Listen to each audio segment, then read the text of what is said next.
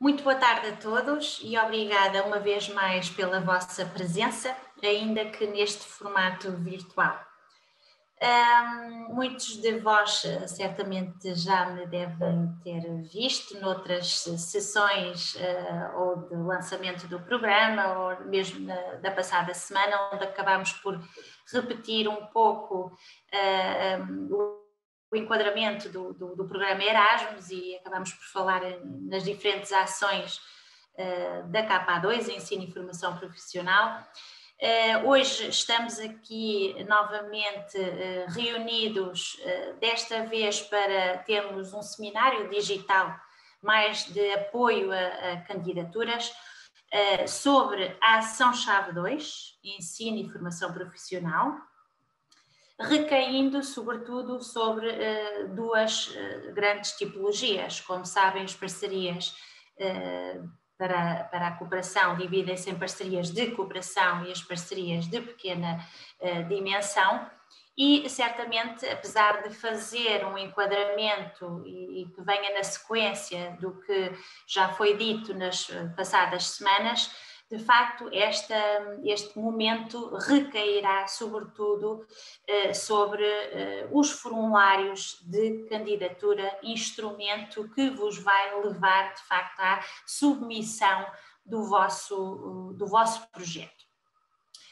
Gostaria só de vos dar algumas informações de como esta sessão se irá desenvolver. Começamos agora às 2h30. Faremos uma pausa, uma curta pausa de 10 minutos e retomaremos novamente, pelo que está prevista que esta sessão termine por volta das 4h30.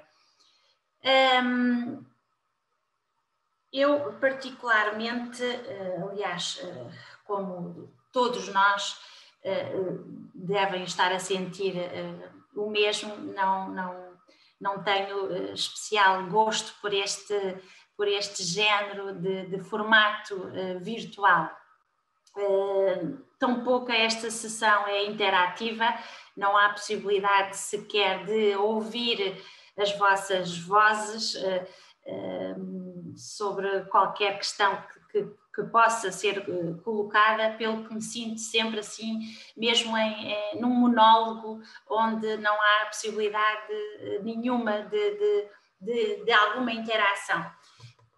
Sei que os meus colegas da Regi, os colegas da Informática, a minha coordenadora, a minha colega Eugénia Inácio, a minha coordenadora Isabel Joaquim, estarão certamente por detrás desta sessão em que elas vão procurar responder no chat, por escrito, aquilo que vão encontrar no vosso lado direito, a todas as vossas perguntas, ainda que sejam momentâneas, vão tentar ser respondidas no mesmo segundo, no mesmo minuto, e aquelas questões que não forem respondidas, não se preocupem, porque vai ser criado um formulário, um documento, onde vai ser enviado também pelo nosso Departamento de Comunicação e Imagem, um documento por mail com todas as respostas que vão ser aqui colocadas no chat e à medida que eu for falando sobre todos os diapositivos.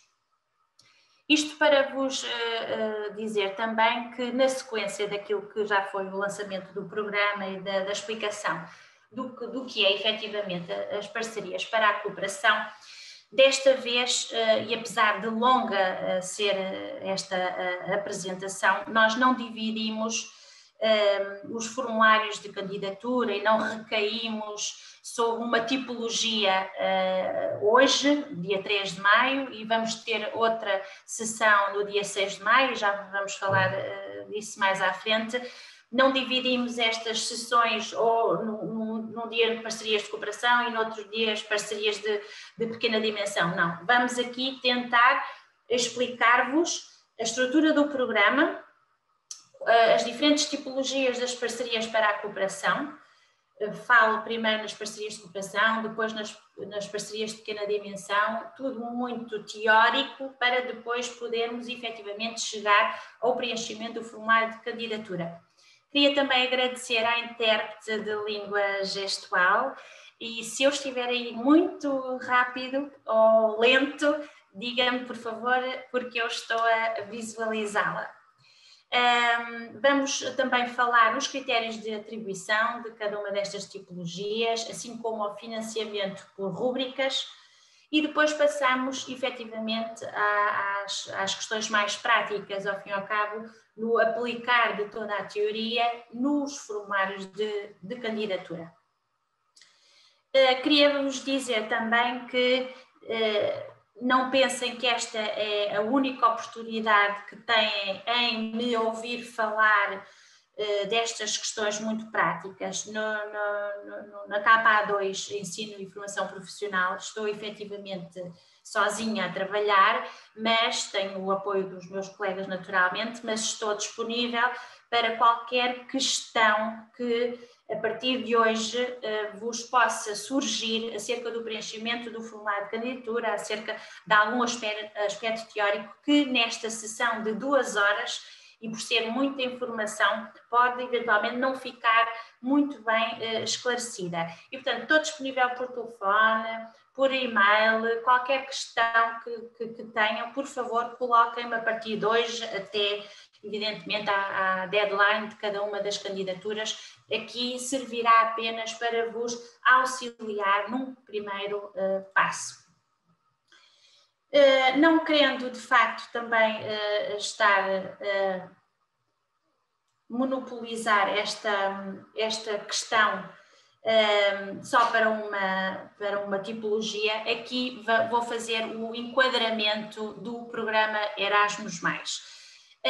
Certamente tiveram a oportunidade de já ouvir falar na ação-chave 1, mobilidade individual para fins de aprendizagem. Não é o que vamos abordar agora. A KA2, isso sim, cooperação entre organizações e instituições. A KA3, apoio ao desenvolvimento de políticas e à cooperação, e ainda nas ações Jean Monnet. Falamos nesta sigla KA1, KA2, KA3, portanto é aqui Activity 1, a 2 e a 3. Em português vamos sempre falar nas ações-chave. Talvez aqui haja pessoas que dominam inteiramente o programa Erasmus+, outras inscrições devem também ter havido em que não sabem o que é o programa Erasmus, daí partirmos do geral para o específico e vos dar algum enquadramento até chegarmos efetivamente à parte do formulário de candidatura. Queria só dizer-vos que quer a ação-chave 1, quer a ação-chave 2 são inteiramente geridas pela Agência Nacional, as que encontram aqui no vosso monitor, sendo que a ação-chave 3 também há inúmeras ações a que se podem candidatar, mas são efetivamente geridas por Bruxelas, pela Agência Executiva, pelo que, se realmente tiverem questões relacionadas com a apresentação desta ação-chave 3, queiram, por favor, dirigi-las à Agência Executiva em Bruxelas.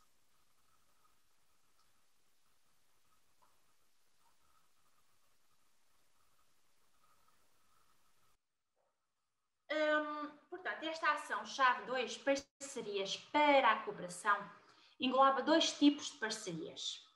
E vamos falar já em números e vamos relacioná-las com parcerias de cooperação KA 220, isto é muito importante para poder identificar o vosso formulário de candidatura, e as parcerias de pequena dimensão, uma nova ação que apareceu no âmbito do programa Erasmus+, 2021-2027. Esta ação permite que as organizações participantes adquiram experiência de cooperação internacional e reforcem as suas capacidades, mas também que produzam resultados tangíveis, inovadores e que se pretendem de elevada qualidade.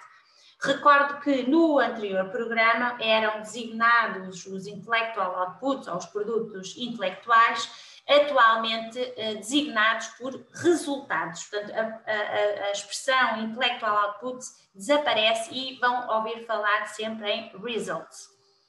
Dependendo dos objetivos do projeto, das organizações participantes envolvidas ou do impacto previsto, as parcerias para a cooperação podem ter dimensões e âmbitos diferentes, adaptando as respectivas atividades em conformidade. Como? Com base nesta lógica que aqui vem, existem dois tipos de parcerias. Parcerias de cooperação e as parcerias de pequena dimensão. De um modo geral, o principal objetivo das parcerias de cooperação são efetivamente a permissão de que as organizações aumentem a qualidade, a relevância das suas atividades, desenvolvam e reforcem as suas redes de cooperação entre parceiros, aumentem a sua capacidade para operar em conjunto a um nível transnacional e daí recorrerem ao financiamento do programa Erasmus+, porque se assim não fossem, desenvolviam as suas atividades a um nível nacional, fomentando, sobretudo, a internacionalização das suas atividades. Esta ação visa alargar o acesso ao programa a intervenientes de pequena dimensão e pessoas a quem é difícil chegar nos domínios do ensino escolar, educação de adultos, ensino e formação profissional, da juventude e do desporto. Esta nova ação de parcerias de pequena dimensão é uma ação completamente nova e inexistente em programas anteriores, com características em termos de financiamento totalmente distintas das parcerias de cooperação, e vão ver porquê, porque de facto são montantes muito mais reduzidos, com uma duração muito mais curta e com exigências administrativas mais simples.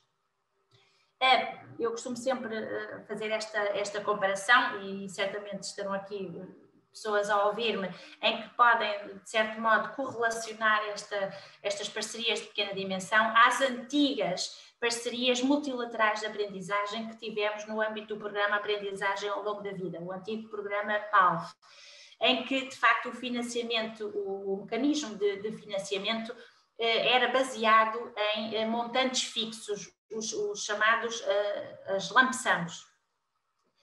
Para quem não conhecia esta atividade, esta tipologia, vou de facto falar mais sobre ela e vão de facto ver e vão de certeza ter uma visão geral, mas com uma interpretação completamente distinta em que vão poder comparar N situações.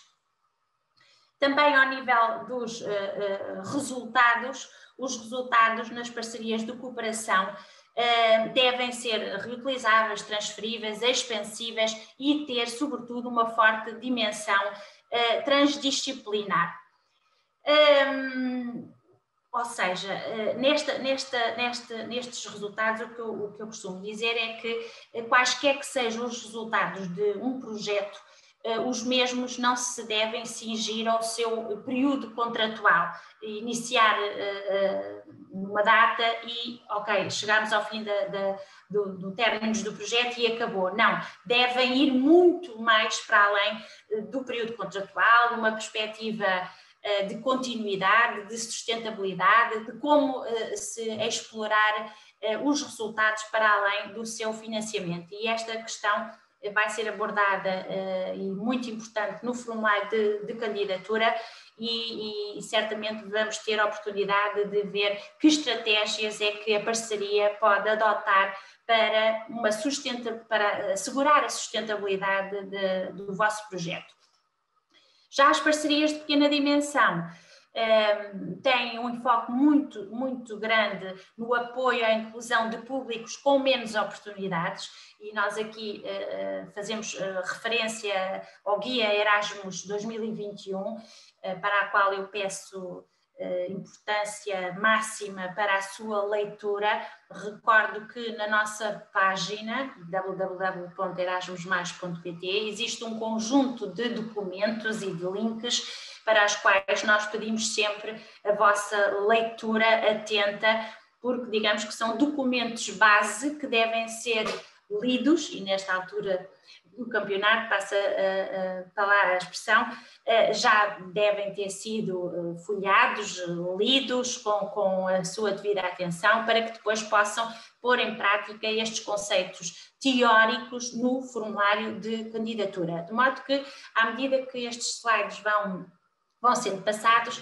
em alguns diapositivos nós vamos pondo as referências às páginas para que possam efetivamente, e neste caso, irem ver quais os públicos com menos oportunidades, que são uma série deles, e não vou aqui enunciar.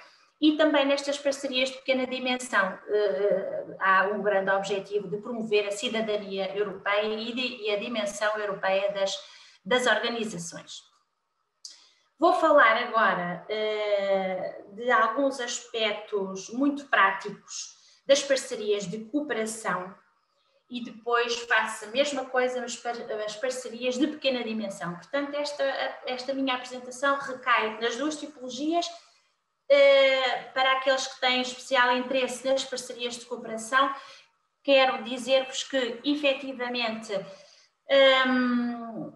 a duração destes projetos pode ir de 1 a 3 anos.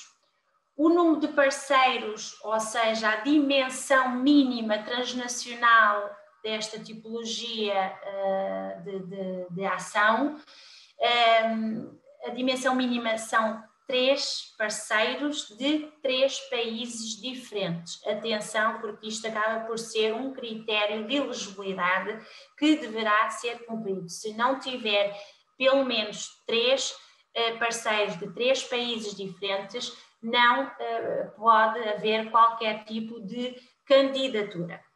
Não há número máximo, portanto há número mínimo, mas não há número máximo de parceiros, ou, no entanto, o financiamento na rúbrica de financiamento da gestão e implementação, o máximo permitido são 10 parceiros. E em termos de montantes por coordenador e por parceiro, já vamos ver mais à frente.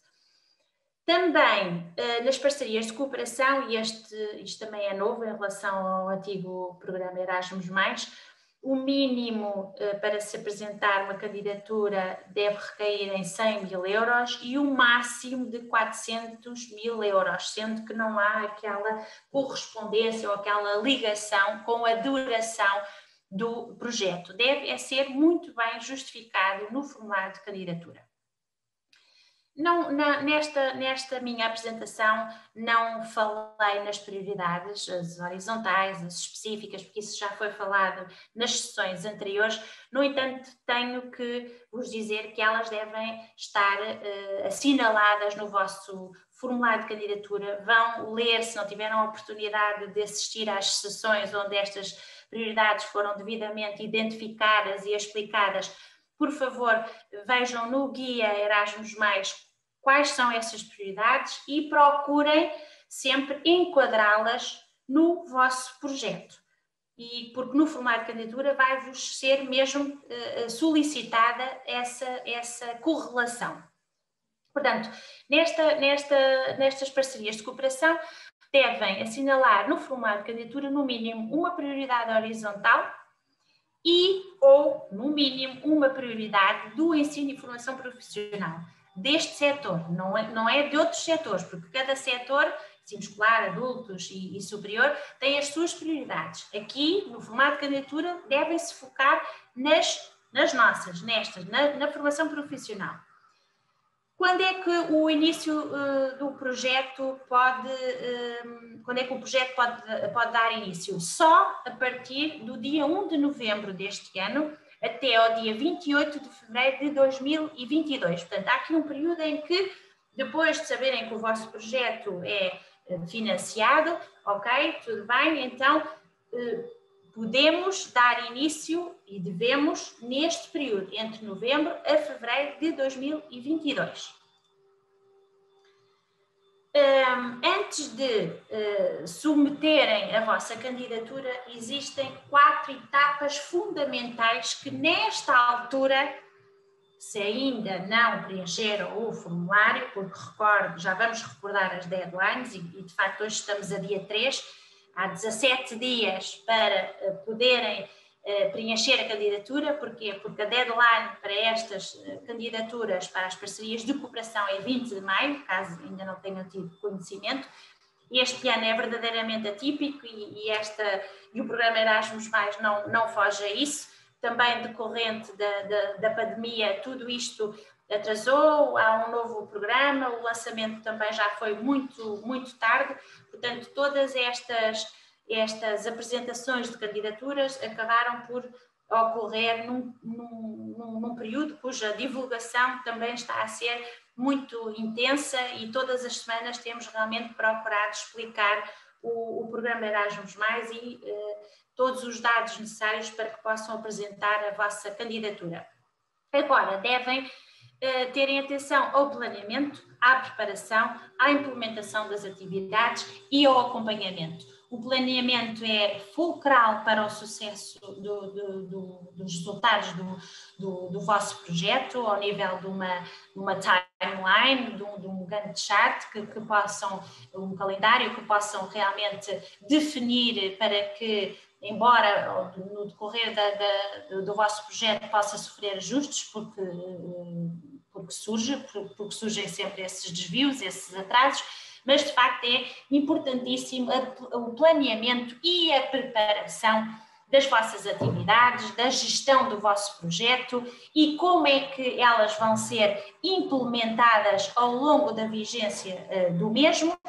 Depois de implementadas, o acompanhamento, o follow-up é de facto primordial para que possa haver uma avaliação contínua de todas as atividades, de como é que as mobilidades estão a decorrer, dos desvios face àquilo que foi efetivamente planeado em candidatura, para que os resultados do projeto possam ser alcançados e para que haja, de facto, um nível de cumprimento máximo que possa ser atingido. Recordo também, caso não saibam, que as vossas candidaturas não são avaliadas pelos técnicos da Agência Nacional, por variedíssimas razões e como é compreensível, mas sim por um painel de peritos externos à Agência Nacional. E estes peritos, o que é que vão fazer? Vão ter como único documento de avaliação a vossa candidatura. E não se esqueçam que não julguem que por terem a vossa ideia de candidatura na cabeça, que não a devem refletir porque acham que os avaliadores o vão subentender. Não, têm que pensar que aquilo que vocês escreverem no formulário de candidatura tem de ficar muito claro, muito objetivo, mas detalhado ao ponto de tentarem passar o máximo de informação possível a dois avaliadores, porque cada candidatura é submetida a duas avaliações, e para que eles possam, de facto, com base naquilo que vão ler, ficarem com a sensação de que, ok, este formulário de candidatura tem viabilidade para ser financiado. E será avaliada com base em 4 grandes critérios de atribuição. E com uma pontuação de maior ou de menor peso, umas em relação às outras. E aqui peço-vos também a leitura especial para o Guia Erasmus+, para as páginas 181 e 182, e a mesma, obviamente, só será financiada se tiver pelo menos 60 em 100 pontos. Portanto, a relevância do projeto em articulação com os objetivos e o grupo-alvo tem uma dimensão maior em termos de classificação de 30 pontos, tal e qual como as medidas de monitorização do impacto, da disseminação e da sustentabilidade do projeto, que há pouco já mencionei no slide anterior. E vamos ver como é que estes critérios de atribuição depois se podem encaixar em cada uma das perguntas que vos são solicitadas em sede de formulário de candidatura. Não menos importante, é um facto, mas com menor peso, de 20 pontos, na qualidade do projeto, desenho e implementação, ou seja, a viabilidade do plano de trabalho para quem está a ler a candidatura é de facto de extrema importância. O desenho de todas as atividades, desde a gestão do projeto, as atividades, os planos de risco, as mobilidades que pretendem ser implementadas, os work packages, se é assim que se pode falar em termos do plano de trabalho, que é delineado, em que há mesmo a pontuação na qualidade do trabalho colaborativo entre a parceria, de extrema importância, porque muitas das vezes o sucesso do projeto depende desta qualidade de trabalho desenvolvida por todos os parceiros, em que fique claro também para os avaliadores que a distribuição das tarefas é pensada não só pelo coordenador, como também pela parceria, em que eles fiquem efetivamente com a ideia de que as tarefas desempenhadas e os resultados que se pretendem desenvolver sejam garantidos por todos, sejam distribuídos de igual forma, de forma qualitativa e de forma quantitativa, de igual modo, e que todos eles possam mostrar em sede de candidatura que, independentemente de ser o parceiro X ou Y, todos eles têm um papel primordial no atingir do objetivo, seja em termos de atividade, seja em termos de resultados. Não se esqueçam que nós estamos a falar em produtos intelectuais, estamos a falar dos resultados a alcançar. Tal e qual como falei há pouco, e esta data é primordial para a vossa apresentação de candidatura, 20 de maio, 12 horas de Bruxelas, 11 horas do continente, região autónoma da Madeira e 10 horas nos Açores. Atenção a esta deadline, que nesta altura julgo que quem está nestas sessões e que já ouviu o enquadramento geral é porque realmente tem interesse. Espero que apresentem candidatura. Se virem que não conseguem ir já por uma parceria de cooperação, porque efetivamente é mais complexa, porque envolvem outras rúbricas, envolvem outra dinâmica, envolve o desenvolvimento de resultados, um financiamento muito mais, não é complicado, mas mais complexo. Então, podem eventualmente começar por uma parceria de pequena dimensão, que já vos explico mais à frente. Contudo, se efetivamente querem apresentar uma candidatura, não se esqueçam, 20 de maio de 2021, esta hora, por favor, deve ser cumprida, que também é um dos critérios de elegibilidade. Se a candidatura for submetida a 20 de maio às 11 horas e 1 minuto, já não é elegível e não é de ter... não é de descurar este minuto, porque efetivamente isso acontece e tem-nos acontecido. Com muita pena nossa, temos que rejeitar a candidatura por não cumprir este critério de elegibilidade. E também aconselho a que não deixem a submissão eletrónica para o último dia. Se já não era fácil a submissão de candidaturas em anos ditos normais, este ano acreditem que a internet pode estar muito mais pesada e, por favor, não deixem a submissão para o último dia, se de todo não for possível fazê-lo antes. Como estava aqui a dizer neste último slide, há também a tal tipologia que este ano é nova, mais simples do que a anterior, e por isso mesmo vão encontrar a terminologia em inglês da Small Scale Partnership, e é esta terminologia que vão encontrar no formulário de candidatura, em português parcerias de pequena dimensão, e vou-vos explicar e vão ter realmente esta lógica comparativa entre uma tipologia e outra e vão encontrar realmente diferenças. Para já, porque as parcerias de cooperação só têm uma deadline, o tal 20 de maio, e aqui vão encontrar duas possibilidades de apresentação de candidatura.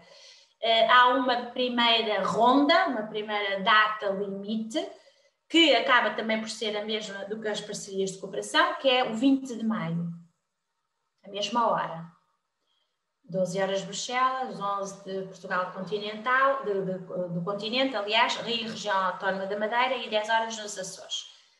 Em termos comparativos, e como vos disse logo no início, estas parcerias têm uma produção muito mais curta em termos de duração, em termos de financiamento e até em termos de número de parceiros. A dimensão mínima transnacional neste tipo de parcerias é de dois parceiros de 2 países diferentes.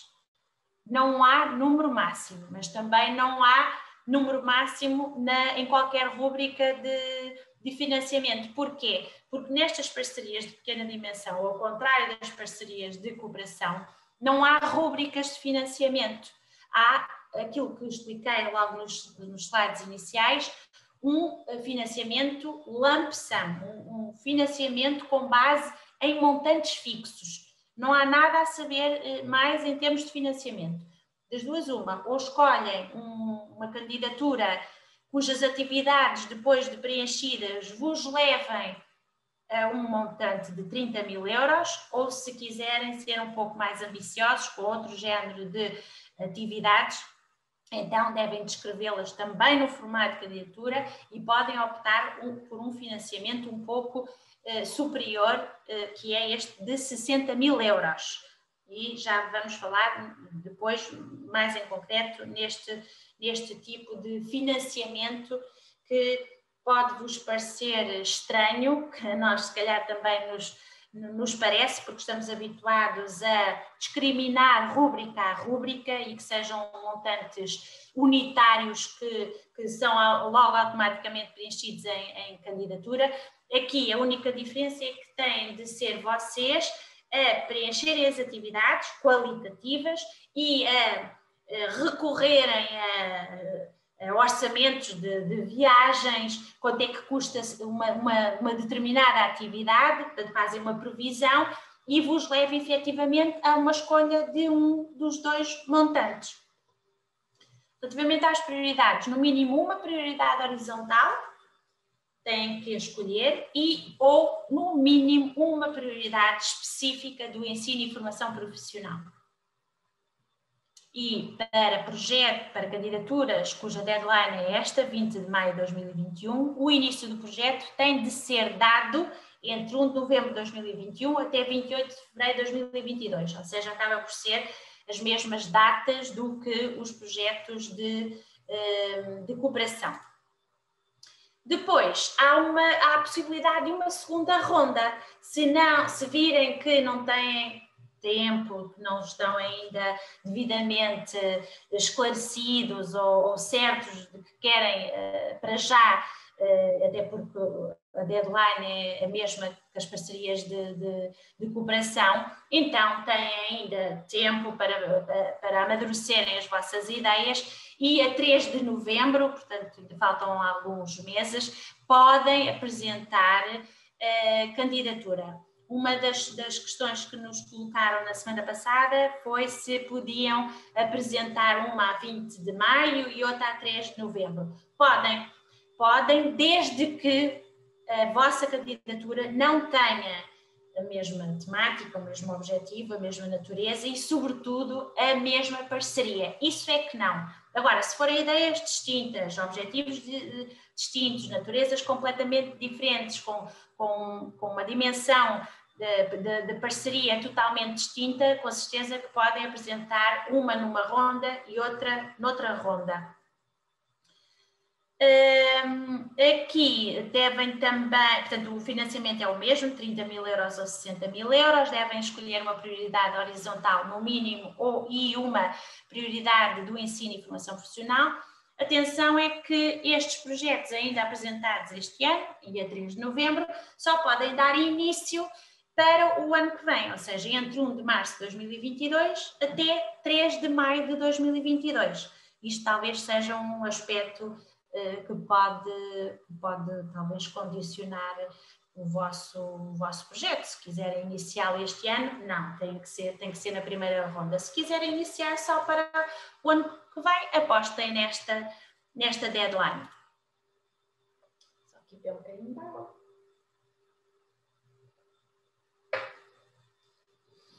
Tal e qual como expliquei para os projetos das parcerias de cooperação, existem critérios de atribuição para estas candidaturas, com um peso diferente também. O peso principal recai na relevância do projeto e na qualidade do projeto, desenho e implementação. Não menos importante, com 20 pontos, a qualidade do trabalho colaborativo, que já expliquei há pouco, e nas medidas de monitorização do impacto, da disseminação e da sustentabilidade do projeto. Também estes critérios encontram-se, isto aqui é uma súmula, não é? Esta nossa apresentação, queria-vos dizer que acaba por ser um resumo do Guia Erasmus+, que tem 400 páginas por aí, e aqui conseguimos talvez resumir aquilo que consideramos ser de maior importância, mas por favor, e isto é um exemplo, estes critérios de atribuição estão muito mais detalhados e cuja vossa leitura deve recair aqui, porque isto é que vai determinar também a qualidade da vossa candidatura. Portanto, neste caso, os critérios de atribuição de pequena dimensão está nas páginas 196 e 197.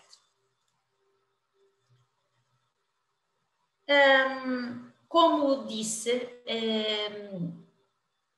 gostava de vos explicar um pouco mais e, sobretudo, as parcerias de cooperação ao nível do financiamento por rúbricas. Portanto, estes projetos são financiados por diferentes rúbricas, efetivamente, com base seja ela em custos unitários ou em custos reais. E delas vão resultar, depois de explicadas e depois de pensadas pela parceria e de colocadas em prática no formulário de candidatura, isto tudo vai resultar no orçamento. E o orçamento é composto por estas diferentes rúbricas. 1, 2, 3, 4, 5, 6 rúbricas financiadas com base em custos unitários e 2 rúbricas baseadas em custos reais. Estes custos unitários não há que fazer contas, é preencherem no formulário de candidatura e aquilo dá-vos um custo automático, um custo unitário. Não é necessário depois, e mais tarde, se o vosso projeto for aprovado, não é necessário a apresentação de qualquer tipo de faturas. Evidentemente que cada uma das instituições terá a sua contabilidade interna e pedimos sempre para que guardem os vossos comprovativos e, eventualmente, se em sede de algum controle rigoroso financeiro ou auditoria, se a Agência Nacional vos solicitar, pois deverão enviar. Mas, por norma, estes custos unitários não necessitam de quaisquer comprovativos financeiros. Ao contrário dos custos reais, em que devem ser devidamente identificados e justificados e que terão de ser suportados por faturas. E neste caso dos custos reais, já que estamos a falar neles, são custos relacionados com os tais participantes que oferecem estas oportunidades mais condicionadas e que estão listados no guia, como eu há pouco disse, e com base nos custos excepcionais. E estes custos excepcionais já vamos ver mais à frente o que são. Falando em custos unitários, tem a rúbrica de gestão e implementação do projeto, em que é dividido o montante entre a entidade coordenadora e as entidades parceiras, em que, como a responsabilidade máxima recai sobre o coordenador, porque efetivamente recai, há um montante também superior aos dos parceiros, em que exclusivamente este montante vai para a instituição e para, muitas das vezes, financiar outras despesas que não recaem nas restantes rúbricas.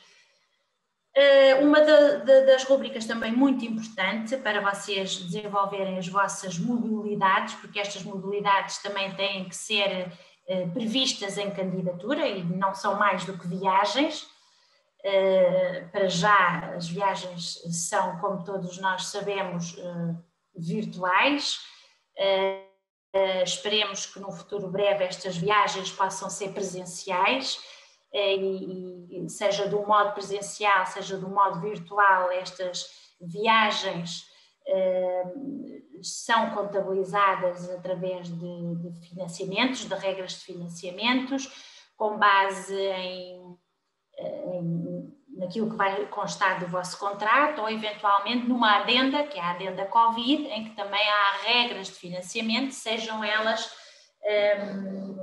neste caso a adenda Covid reflete as viagens virtuais, mas eu tenho esperança que as candidaturas apresentadas agora neste call 2021, quando vierem a ser aprovadas, possam, e é esse o desejo de todos nós, fazerem as vossas reuniões de arranque ou em Portugal ou num dos países da parceria e que possam já ser financiadas do modo presencial. E para isso já vamos ver como é que estas reuniões transnacionais de projetos se calculam, com base em bandas quilométricas, desde a origem ao destino, e portanto, consoante seja presencial ou virtual, elas são possíveis de serem realizadas. Se forem o virtual, elas não têm financiamento, mas pode ser também aproveitado esse financiamento para outras rúbricas, caso as mesmas não sejam possíveis de serem realizadas. Ao contrário do anterior programa, já não falamos nos produtos intelectuais, mas sim nos resultados do projeto, que ao fim e ao cabo acaba por ser a mesma coisa, resultados inovadores, tangíveis, mas que de facto a Comissão Europeia acabou por adotar outra terminologia. Os eventos multiplicadores, que acabam por ter uma correlação com os resultados do projeto, que ao fim e ao cabo são eventos para divulgar e para disseminar os resultados que foram feitos ao abrigo do vosso projeto. O apoio à inclusão, uma temática cada vez mais importante e nos conceitos da nossa União Europeia, dos conceitos da Comissão Europeia. O apoio à inclusão é cada vez mais importante e primordial, e o programa Erasmus+ não foge a isso e, portanto, pretende, numa lógica de incluir outros públicos com menos oportunidades, e que para isso também há um financiamento, lá está, diferente e mais apelativo a todos aqueles que o quiserem incluir. E ainda as atividades de ensino, informação e aprendizagem, que acabam por ser também workshops, mobilidades, oportunidades de formação,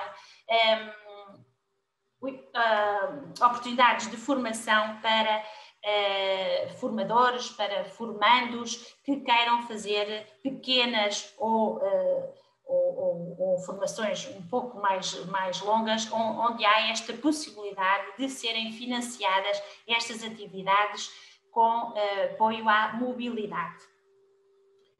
Há pouco cliquei aqui, gerar um financiamento. Como disse, na gestão e implementação, há pouco, o máximo financiado são 10 parceiros. As reuniões transnacionais de projeto são calculadas por participante e por reunião, e o participante tem de estar afeto e fazer parte do staff da instituição parceira. Atenção a isto, só podem ir em reuniões transnacionais de projeto e só podem ser previstas em candidatura como sendo parte integrante de cada uma das vossas instituições parceiras. Os resultados do projeto devem ser calculados por colaborador e por dia de trabalho, e por colaborador há uma lista integrada em cada uma das categorias, e cada uma tem o seu orçamento, e também quando se fala em colaborador é efetivamente o participante que faz parte integrante do da instituição parceira. Os eventos multiplicadores são calculados com base no participante que irá estar presente neste evento, seja ele local, seja ele transnacional, e são montantes também distintos. O apoio à inclusão, 100 euros por participante, atribuído à organização, não é para outras instituições, portanto é atribuída à organização que está a prever estes custos. As atividades de formação são divididas em viagem e subsistência, mais apoio linguístico, e este apoio linguístico é de facto uma novidade também no programa Erasmus+. As atividades de formação, as chamadas LTT, não se esqueçam disto, as Learning, Teaching and Training Activities em inglês, são divididas em viagem e apoio individual, ao contrário das reuniões transnacionais de projeto, em que há uma banda e é especificamente para a viagem, mas logicamente também aqui comporta todo o período que vão permanecer nessa reunião transnacional e que certamente trará custos ao nível da estadia e da alimentação. O suporte à inclusão, não se esqueçam, que é financiado a 100%, e os custos excepcionais, que não expliquei o que é, mas vou explicar, são financiados a 80%. Estes custos excepcionais são custos que podem ser previstos, podem e devem ser previstos em sede de candidatura para quaisquer que sejam os custos, as despesas que venham a ter com atividades cujo staff da instituição, cujos recursos humanos não são possíveis de assegurarem certas e determinadas tarefas.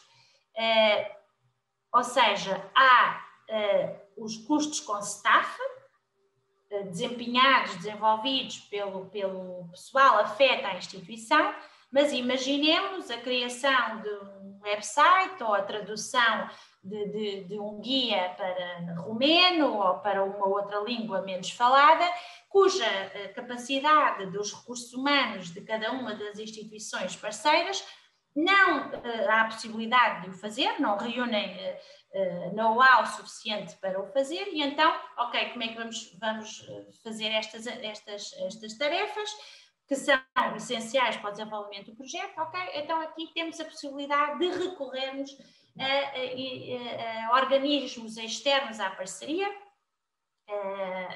cuja coparticipação é 80%, mas que têm de ser comprovados, aqui sim, por fatura, para que haja, de facto, esse comprovativo para a Agência Nacional, para que em sede, depois do relatório final da avaliação, as possamos ter como garantidas que efetivamente foram realizadas e que possam ser depois custeadas e atendendo depois no saldo final do projeto. Há pouco falei na gestão e implementação do projeto. O coordenador tem um peso essencial e naturalmente diferente dos restantes parceiros. Portanto, ao coordenador, o programa Erasmus financia 500 euros por mês e aos parceiros um montante bastante mais reduzido, em cerca de 50%, em 250 euros por mês, sendo que o máximo permitido nesta rúbrica é o máximo de 2.750 euros por mês.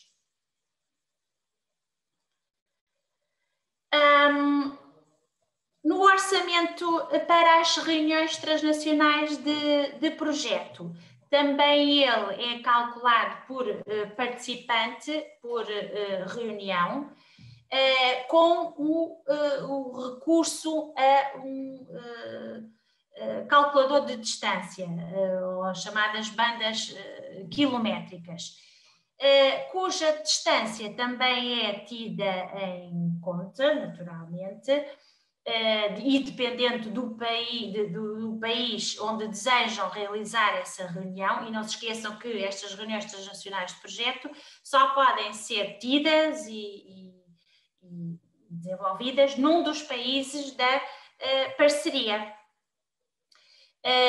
Não podem ser realizadas noutros países para além da dimensão da parceria. Para distâncias até 99 km, e estas são muito poucas, as existentes num projeto desta dimensão, não têm financiamento, embora possam realmente existir. Para distâncias entre 100 a 1999 km, há este financiamento de 575 euros, participante reunião, e para distâncias superiores a 2.000 ou mais, naturalmente o montante é superior, cerca de 760 euros por participante e por reunião, não se esqueçam disto.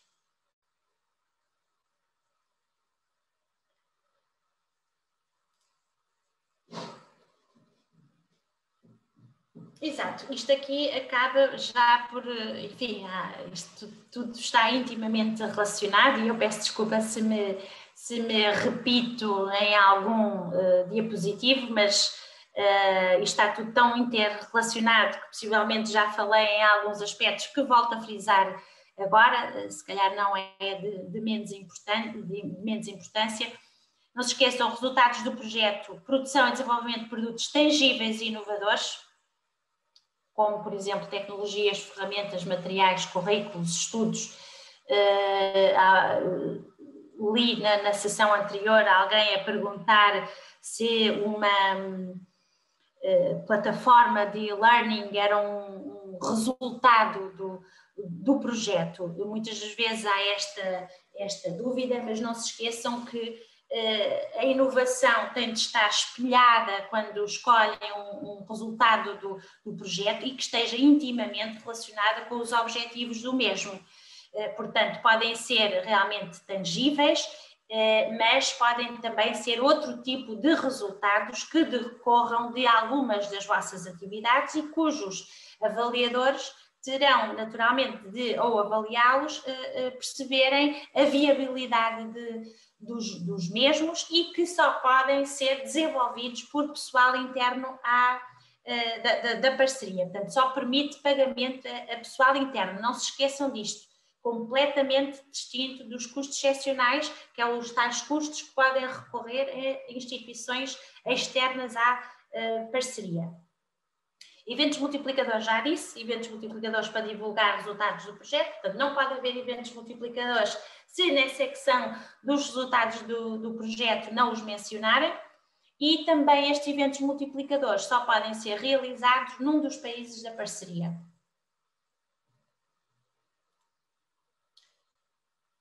Os resultados do projeto são pagos por colaborador, por dia de trabalho, cá está.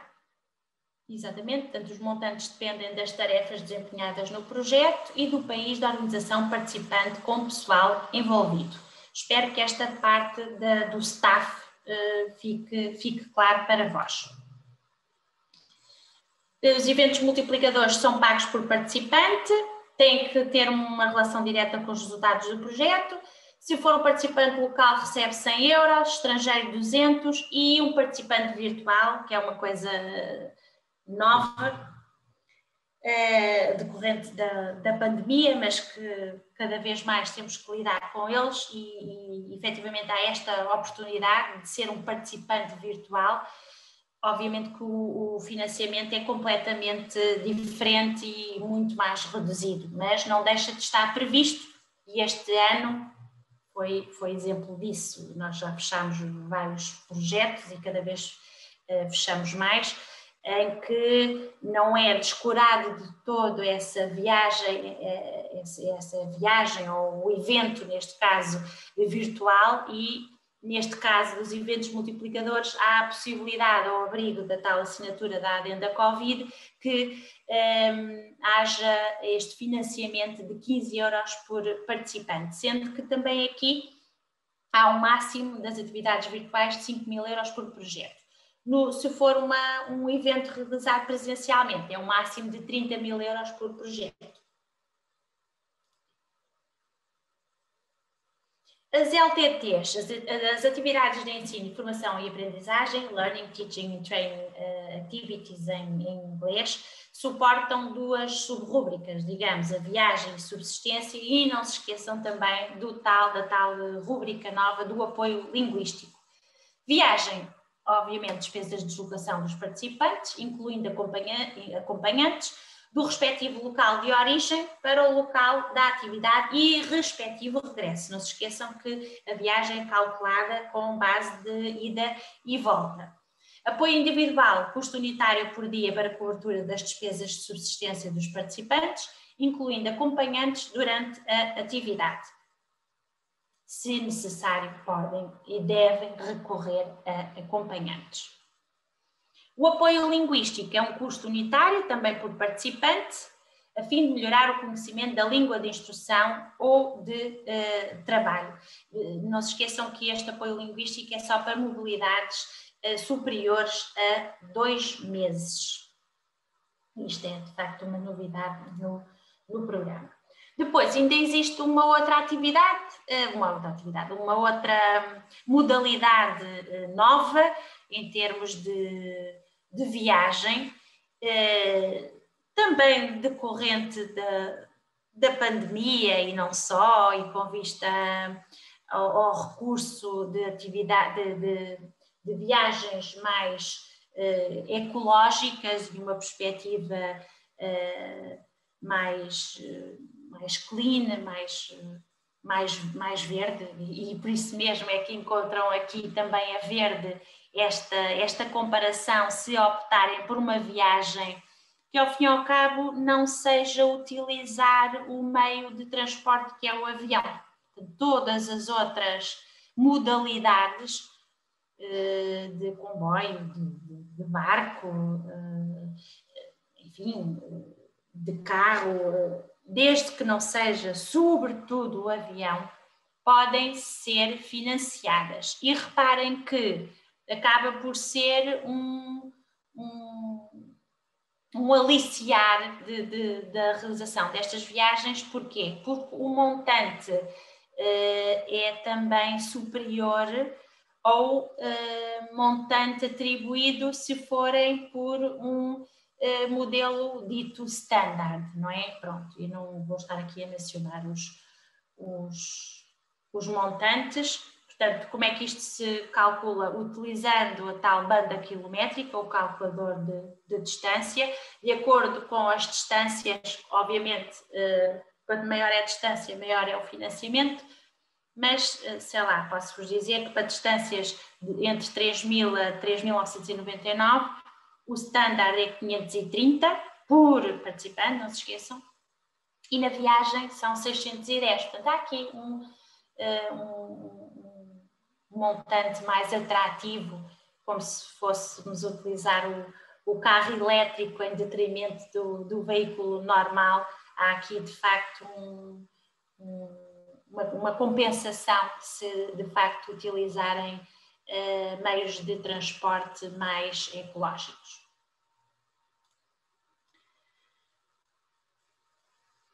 Para as parcerias de cooperação, as atividades de ensino e formação profissional, o apoio individual, exatamente. Não se esqueçam que este apoio individual é para subsistência e para alojamento. Até 14 dias, por adulto ou acompanhante, por aprendente, estão aqui os montantes.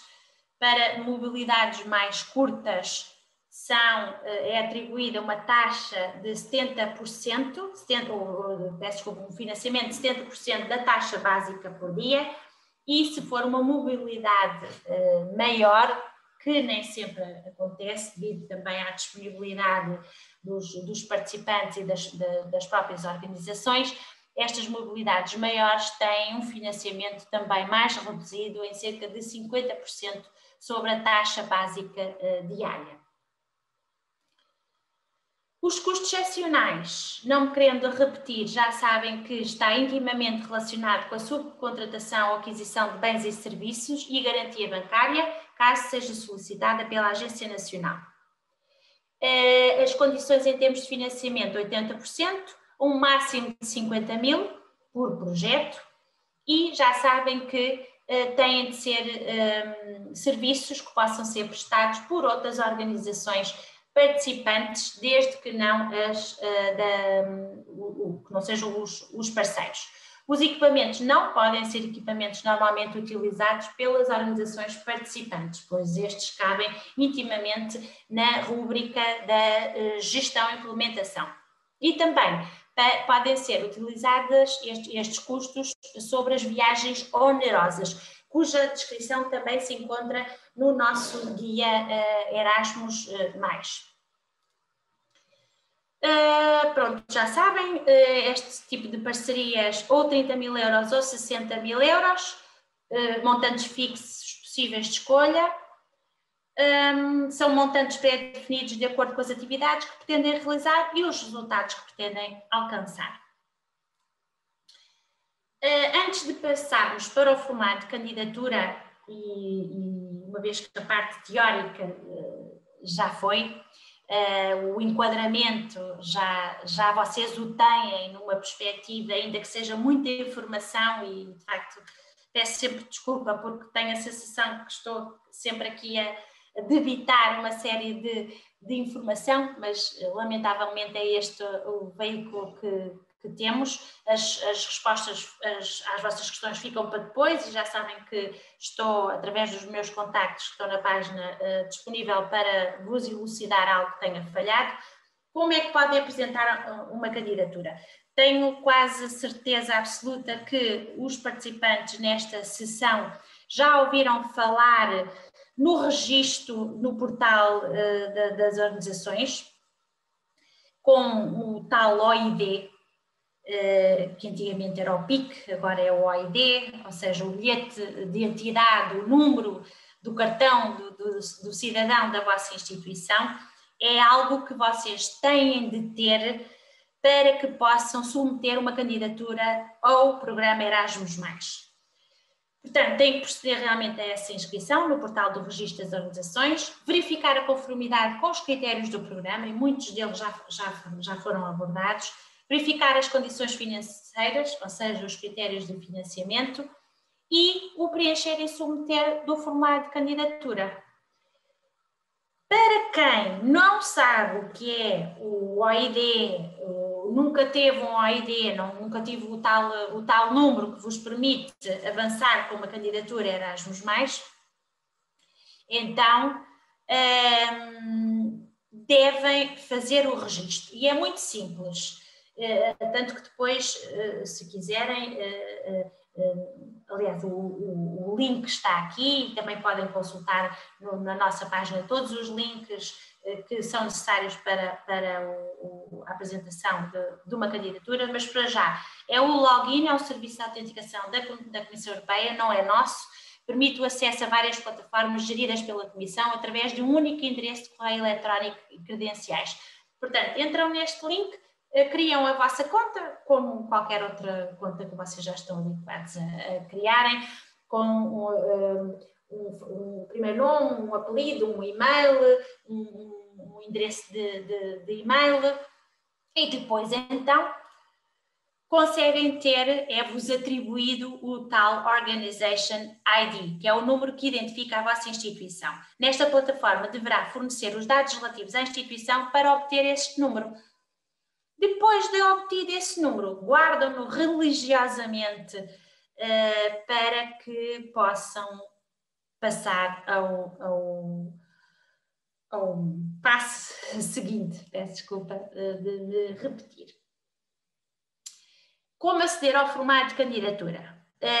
E aqui há realmente a preocupação, lá está, eu muitas vezes coloco como se estivesse aí desse lado e como se não soubesse nada sobre este processo de inscrição, e também para que possa ficar claro dessa parte e talvez comparando, lá está, é vos dizer aquilo que na minha cabeça está como certa, mas também está para vos explicar, como se vocês tivessem a fazer a vossa candidatura ao programa Erasmus+, para que eu vos dê informação, para que vocês possam efetivamente assimilar todos os passos necessários para chegarem ao fim. E há duas possíveis vias de encontrar o formulário de candidatura. Ou através da nossa página, que já há pouco vos disse e que está aqui o link, ou então numa nova plataforma, isto também é novo para nós, novo para os técnicos da Agência Nacional, dedicado aos candidatos e beneficiários dos projetos Erasmus+ 2021-27. Nesta plataforma encontra toda a informação e recursos necessários para se candidatar a uma subvenção Erasmus+, ou para um projeto de mobilidade na Ação-Chave 2, ou para um projeto de parcerias na Ação-Chave, um projeto de mobilidade na Ação-Chave 1, ou um projeto de parcerias na Ação-Chave 2. Aqui coloquei, talvez mais a partir de agora, e já vamos fazer um intervalo muito em breve, tentarmos, julgo que as apresentações se viram no âmbito de outros setores também recai, tentarmos colocar aqui alguns prints para que vocês efetivamente possam ter na vossa memória visual aquilo que vão encontrar. Já sabem, se forem através da nossa página, vão ao separador lá de cima, candidaturas. No azul mais clarinho vão encontrar a candidatura, devem clicar aí e depois vão encontrar o quê? O guia do programa Erasmus+, o convite à apresentação de candidaturas e a plataforma Erasmus+. Cá está ela, descubra a nova plataforma. Clicam aí. E depois vão parar a este print screen, onde vos dá aqui realmente a opção entre o Erasmus+, do vosso lado esquerdo, e a European Solidarity Corps. O que vão fazer é clicar no Erasmus+, e depois vão aqui para um outro separador que encontram do vosso lado esquerdo, como se fosse a primeira vez que vão preencher o vosso formulário de candidatura, devem ir a Opportunities, não se esqueçam, oportunidades, e têm aqui o mais variadíssimo leque de oportunidades. Nesta seção, Ensino e Formação Profissional, não se esqueçam, Vocational Education and Training. Ensino e Formação Profissional. Devem clicar aqui se quiserem apresentar uma candidatura ao ensino e formação profissional, seja ela de parcerias de ocupação ou parcerias de pequena dimensão. Depois, não vão, no caso de optarem por uma ação-chave 2, não vão clicar no Learning Mobility of Individuals, mas sim na Partnerships for Cooperation and Exchanges of Practices. E então devem clicar no See Open Calls. Depois passam automaticamente para as duas grandes oportunidades, ou a KA210 VET, que é as tais Small Scale Partnerships, que é as parcerias de pequena dimensão, ou a KA220 Cooperation Partnerships in Vocational Education and Training, que são as parcerias de cooperação. Aliado a tudo isto que vos expliquei agora e que vos vou continuar a explicar, se perderem por algum motivo ou se quiserem recorrer a algum passo, se há para tantas outras coisas e candidaturas a tantos outros financiamentos, porque é que não haveria de haver para o Erasmus+? E há nesta tal plataforma que foi criada para o efeito, tem um applicant guide e, portanto, há um guia do candidato em que basta clicar em aquilo e vos dá a informação de cada uma das secções do formulário. É de extrema importância e julgo que é de muita utilidade recorrerem a este guia do candidato. A explicação dos formulários de candidatura, e como se fosse uma sessão dita normal ou presencial, aquilo que costumávamos fazer nas sessões com plateia, seria passar o formulário, mas de um modo recorrermos mesmo ao site. Aqui temos alguns condicionamentos que talvez não fosse bom passarmos do modo mais interativo devido à internet, de modo que a opção foi começar a partilhar alguns prints das principais secções do formulário de candidatura. Vamos começar pelo formulário de candidatura das parcerias de pequena dimensão e depois vamos ao formulário das parcerias de cooperação. Espero que em 40 minutos consiga vos explicar as principais secções e aquilo que são as secções mais relevantes e aquilo que o painel de peritos externo gostaria de ler com mais relevância, com mais enfoque e também de acordo com aquilo que a Comissão Europeia vos pede e nos pede para que sejam talvez respostas mais direcionadas para cada uma das secções. Portanto, ou entrarem na tal plataforma, depois entram com o vosso OID já, não é? E começam a ver a vossa candidatura, que tem do vosso lado esquerdo alguns conteúdos em termos de menu, o contexto, as prioridades e os tópicos, o project description, vamos falar em inglês, participant organizations, as activities e ainda um budget summary. Depois há os anexos e todo o processo em termos de submissão. De um modo muito resumido, devo-vos dizer que neste primeiro separador do contexto, é isto mesmo, é contextualizarem a vossa candidatura, indicando o field, o campo a que se candidatam, com um título, com um acrónimo, se for o caso, com a data de início do projeto e a data de fim, e aqui é logo automaticamente preenchido a data de início como só sendo possível a 1 de novembro, e depois, de acordo com a duração que aqui puserem, dá-vos automaticamente a data de términos do mesmo.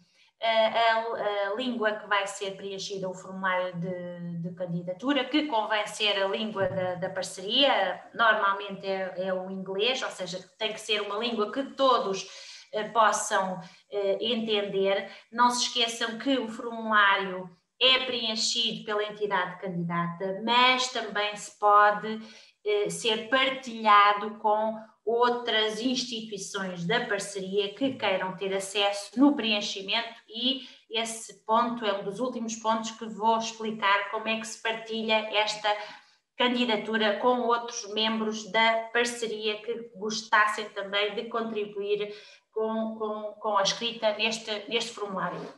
Não se esqueçam também, um pormenor muito importante, de escolherem a Agência Nacional do país candidato. A Agência Nacional é a Agência Nacional de Educação e Formação, não devem escolher a da Juventude e do Desporto. Nós, Agência Nacional de Educação e Formação. Depois aqui existe um segundo tópico das prioridades e tópicos. Seleção da prioridade mais relevante de acordo com os objetivos do projeto. Lembram-se aquelas prioridades que falámos nas horizontais e nas específicas? Assim devem fazer. Se relevante, deverão selecionar até 2 prioridades adicionais de acordo com os objetivos do projeto, e devem selecionar até 3 tópicos endereçados ao vosso projeto. É claro que isto aqui são prints, mas estas Dropboxes que têm aqui devem clicar, aparece-vos as diferentes prioridades e estas devem estar sabidas, tidas na vossa cabeça, para que possam agora, consoante a temática, objetivos, natureza e resultados que pretendem atingir, devem correlacioná-las com estas prioridades definidas ao nível europeu e também nacional, porque também há prioridades nacionais, e as específicas do setor. Também há um terceiro tópico, se é que se pode dizer, do do menu, que é a descrição do projeto. E esta descrição do projeto remete-nos para vários aspectos. Para os objetivos concretos que a parceria pretende atingir e quais os resultados a alcançar. Como é que os objetivos estão relacionados com o slide anterior, com o print anterior, com as prioridades atrás selecionadas? Portanto, há uma relação, tudo isto há um encadeamento, objetivos, prioridades. A quem é que a vossa candidatura se destina? Quais são os grupos-alvos desta candidatura? Explicar numa primeira fase a motivação da apresentação da vossa candidatura e explicar o porquê de recorrer a um financiamento do programa Erasmus+. Não se esqueçam que são fundos comunitários, estamos todos a trabalhar neste quadro comunitário e são fundos públicos que devem ser devidamente justificados e passarem para o tal painel de peritos externos a ideia de que só podem desenvolver a candidatura com este financiamento comunitário, porque se assim não fosse, poderiam fazê-lo através dos fundos, dos vossos próprios fundos da parceria, sem recorrerem a este fundo comunitário. De certo modo, é explicarem de um modo geral como é que o projeto satisfaz as necessidades e objetivos não só das organizações participantes, como também como é que o projeto pode colmatar as necessidades identificadas pela parceria, por pelo menos estes 3 países que vocês podem escolher como sendo a dimensão mínima, 3, 4, 5, por aí afora, não se esqueçam. Quais serão os benefícios da cooperação com os parceiros transnacionais para que se possam atingir os objetivos do projeto? E aqui é de facto de extrema importância que vocês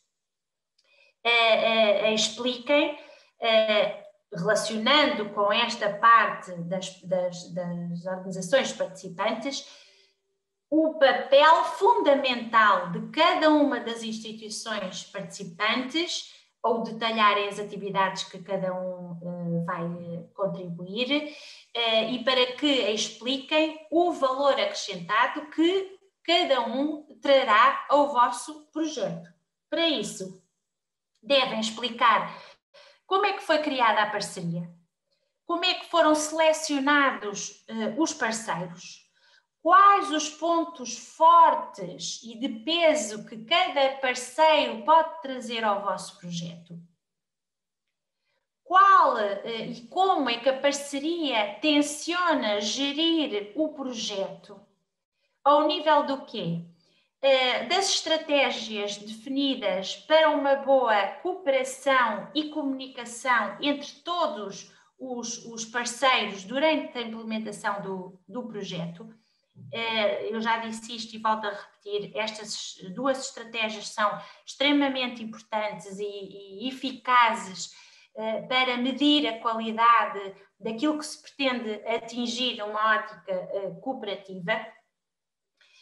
Também devem aqui nesta secção explicar se não só se a entidade candidata, como também toda a parceria, se usaram ou se pretendem utilizar as plataformas Erasmus+, não só para a preparação, como a implementação e monitorização do projeto. E estas plataformas Erasmus+, são inúmeras, passando pelo eTwinning, pela EPAL, se for o caso, por outras plataformas de resultados de projeto, que também estão disponíveis no guia, todas elas, e também na nossa página. É de extrema importância para correlacionarem todas estas redes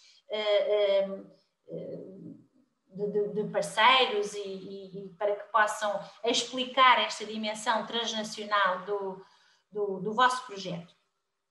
como disse, não se esqueçam de descrever muito bem e muito detalhadamente e sejam concisos e incisos nas vossas palavras. Muitas vezes não é preciso escrevermos muito para só por ser muito, só por ser um aspecto quantitativo.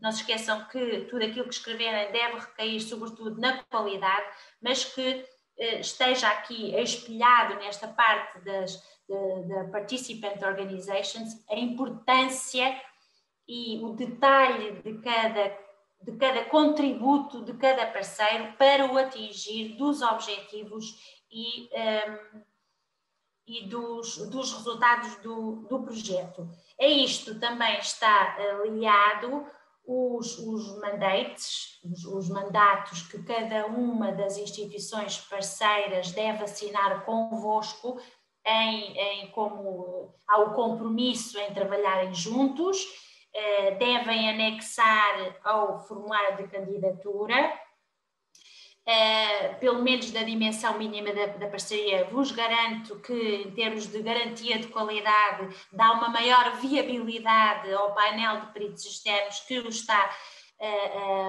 a avaliar, dá de facto uma viabilidade muito, muito superior a todas aquelas candidaturas que não apresentarem esses mandatos.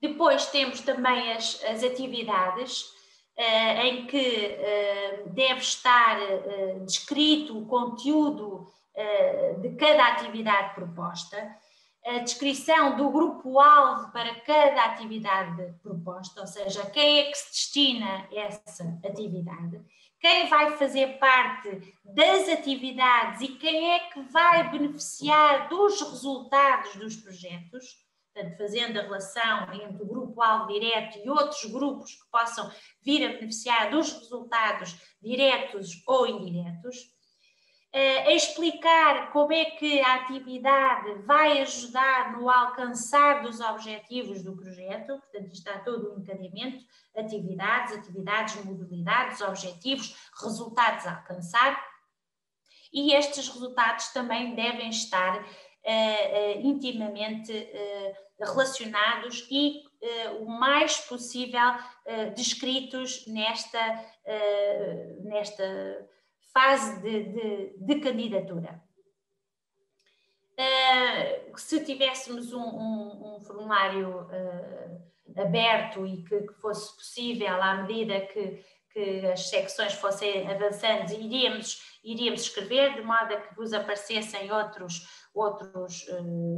passos seguintes. Eu acho, pela experiência que tenho, que não é igual à vossa, que o formulário é muito intuitivo.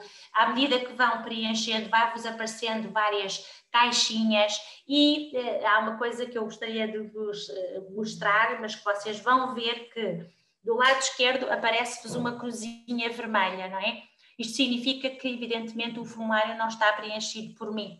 Mas à medida que vocês vão preenchendo cada um dos detalhes do menu, ao nível do contexto, das prioridades, project description, as organizações, à medida que vocês vão preenchendo, vai-vos passando da cruz vermelha para um tique, um certo verde. E aí vocês têm a certeza que do vermelho para o verde a secção está devidamente preenchida. E quando não está a verde, há aí um pop-up que vos aparece em que falta aí qualquer pormenor. E julgo que seja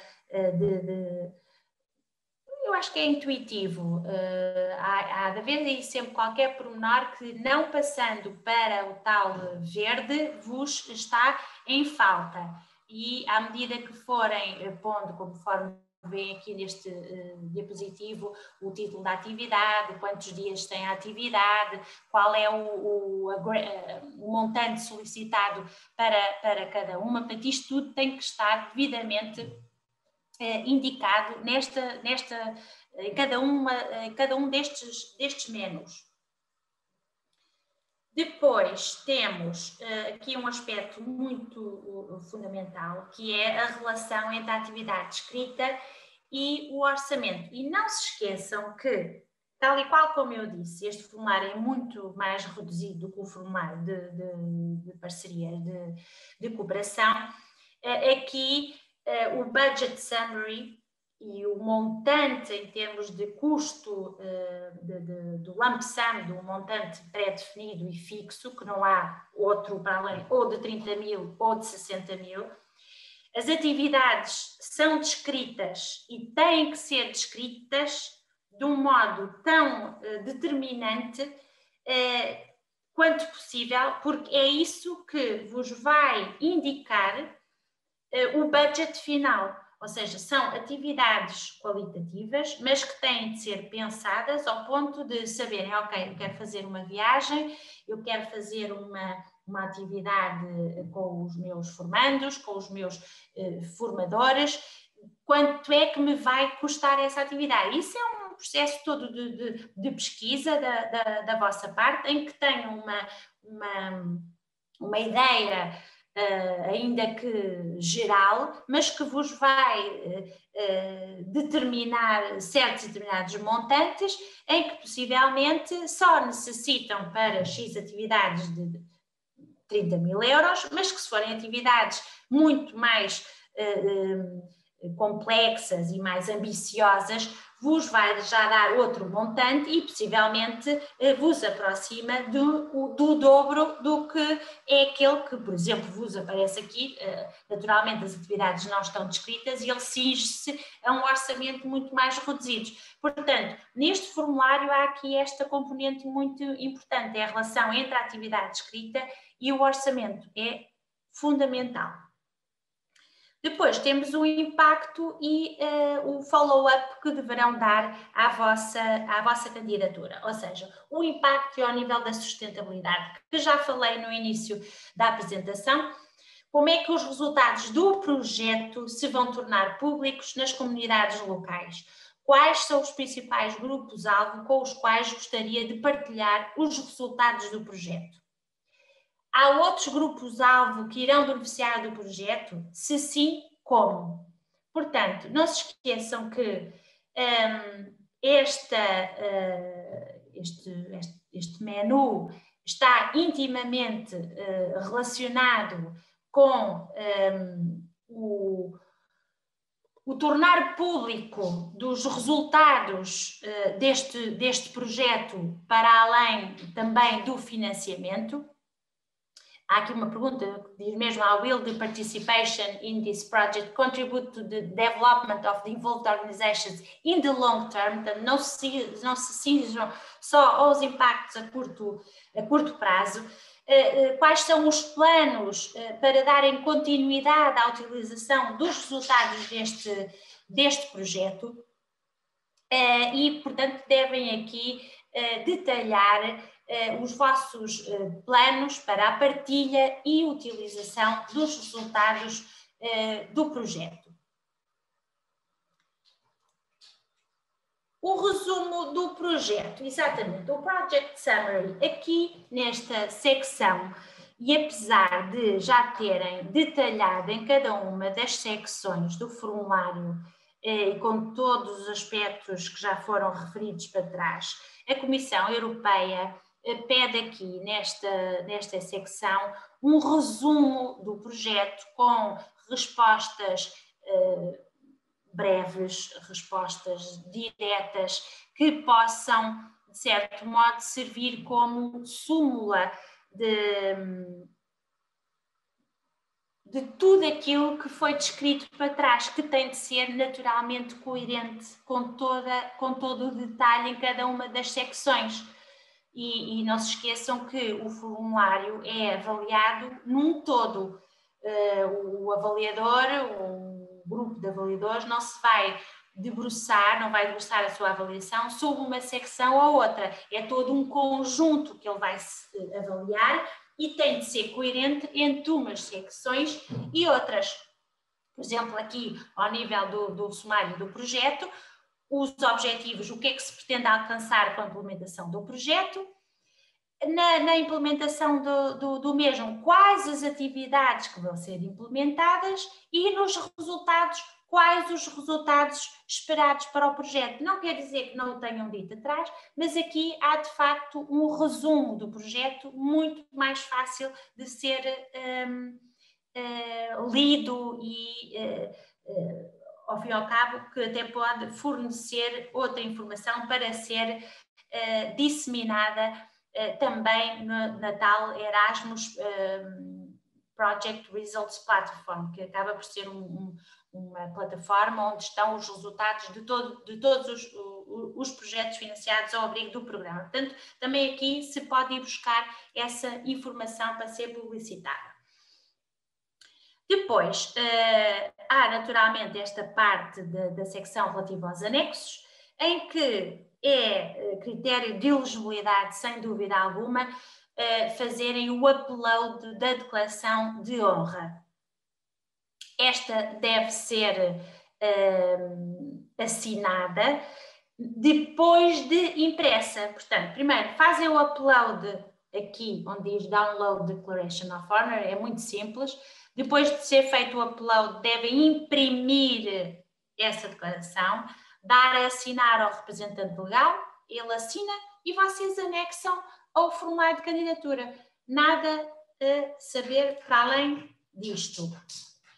Antes de submeter a vossa candidatura à nossa Agência Nacional, à Agência Nacional Erasmus mais Educação e Informação, deve, por favor, verificar esta checklist. Isto acaba por ser também uma ajuda e um reminder daquilo que, depois de preenchida a candidatura, vos poderá servir de auxiliar de, ok, vou ver então se tudo está cumprido para que a candidatura seja, numa primeira fase, considerada elegível, os tais critérios de cumprimento formal, e mais tarde, em termos de critérios de qualidade, isso será naturalmente diferente. Mas para já, se cumprem com todos os critérios de elegibilidade definidos no guia do programa, e se todos os campos relevantes do formulário de candidatura foram preenchidos, e se escolheram naturalmente a Agência Nacional correta.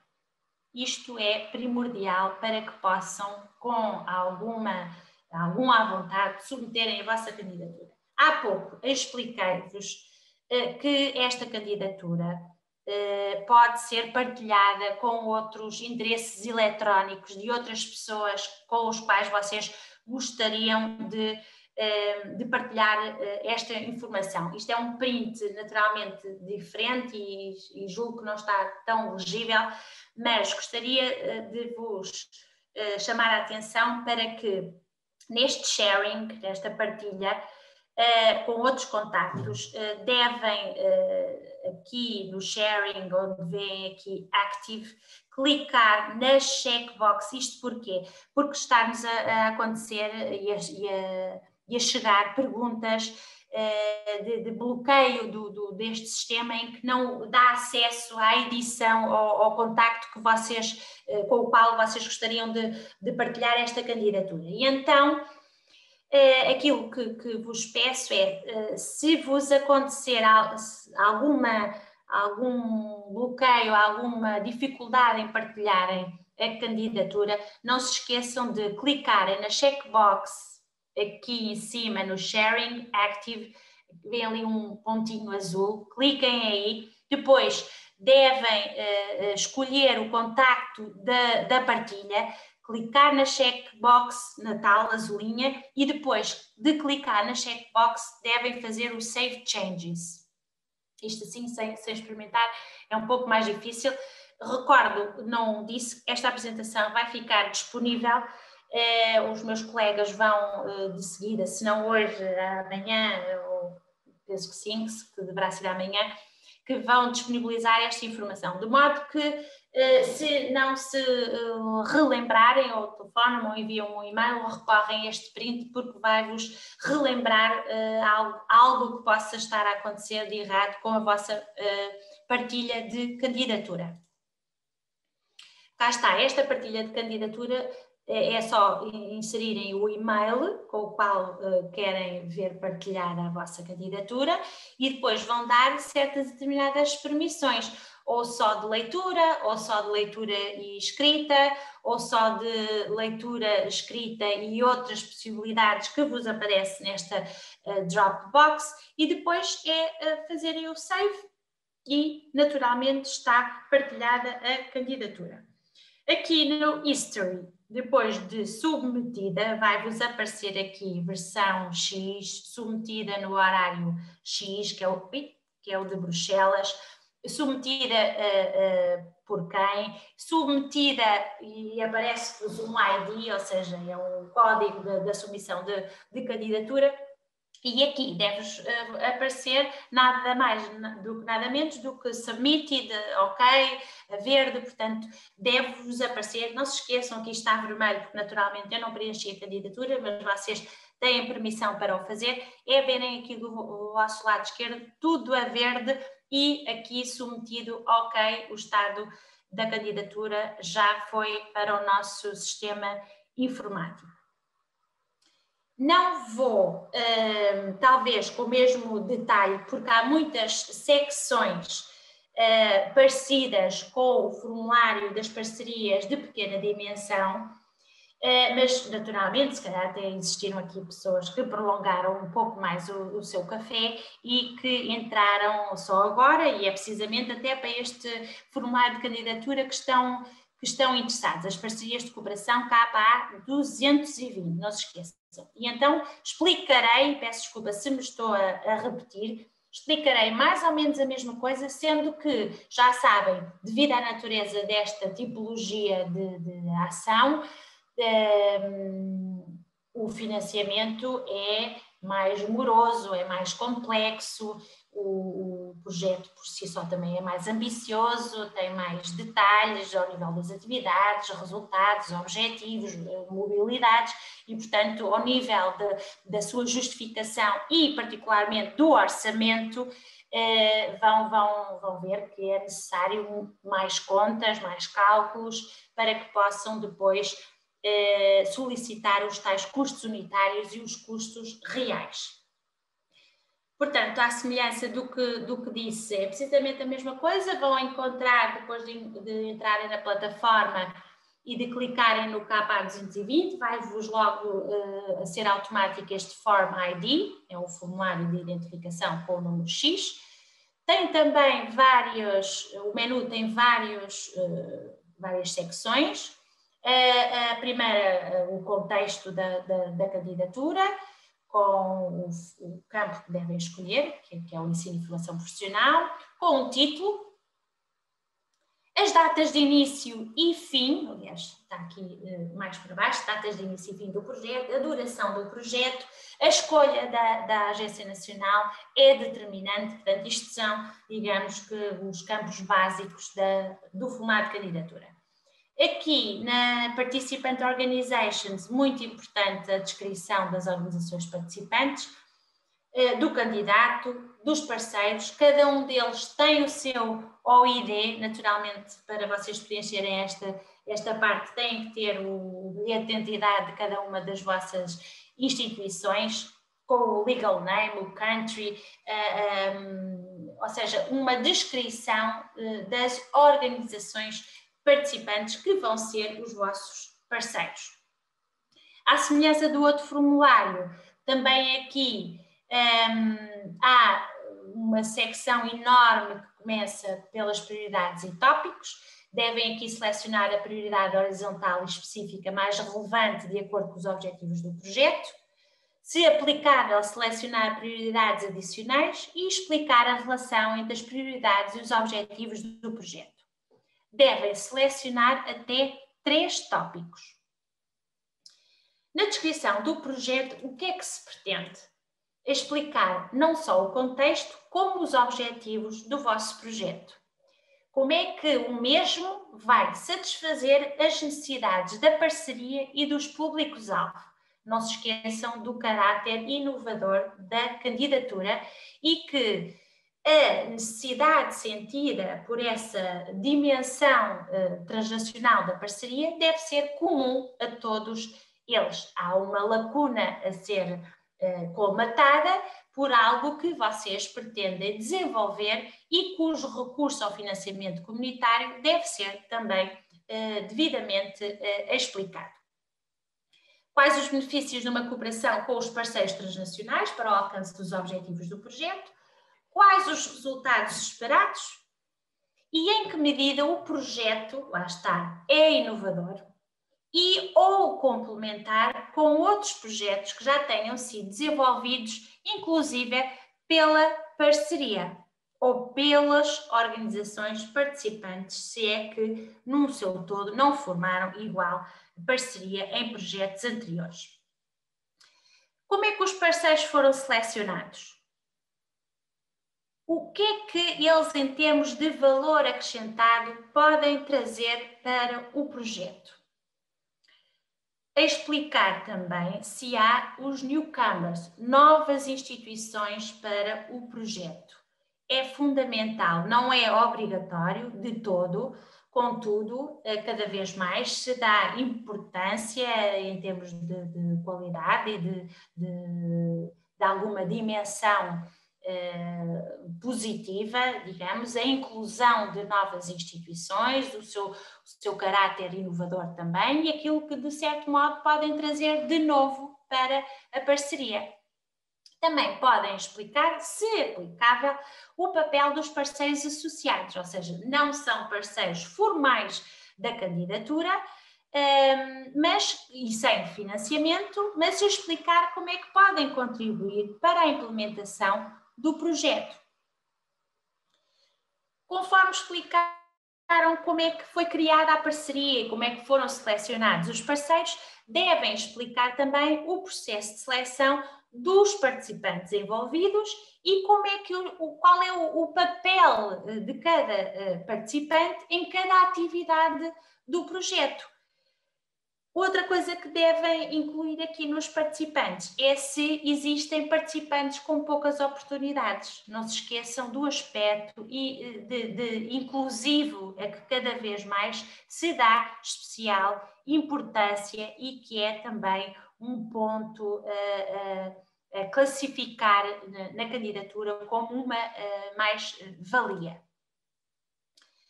Ao nível da preparação, todo o processo de preparação pela organização candidata ou coordenadora e pela parceria, antes de ser implementado todo o projeto. Não se esqueçam que este é uma das fases, uma das etapas que é considerada como bastante importante ao nível da preparação do projeto, antes da submissão da mesma, porque há todo um trabalho para trás ao nível da gestão e da implementação do projeto, da implementação dos aspectos administrativos, as estratégias de comunicação, a seleção dos participantes, o envolvimento de outros decisores políticos. Portanto, há todo um planeamento, uma preparação antes da implementação e da gestão da candidatura.